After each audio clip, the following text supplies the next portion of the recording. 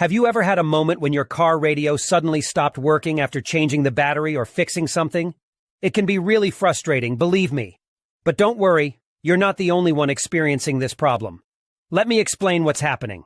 Many car radios have a special security system to prevent theft. It's a clever feature, but sometimes it can accidentally lock you out of your own radio. But guess what? We've got a simple solution for you.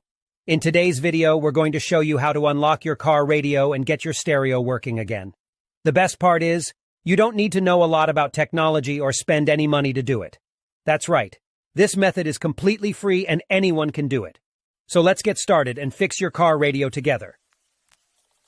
So the next step is to access the following website, where you can retrieve the unlock code for your car radio. You can retrieve your radio code for free through a simple procedure, but in order to get it, you need to find the VIN number of your car. To find the VIN number of your car, simply look for the corresponding boxes on the vehicle registration and licensing certificate. The VIN is on both sides of the document. The VIN number can also be found on the car window or other parts of the car.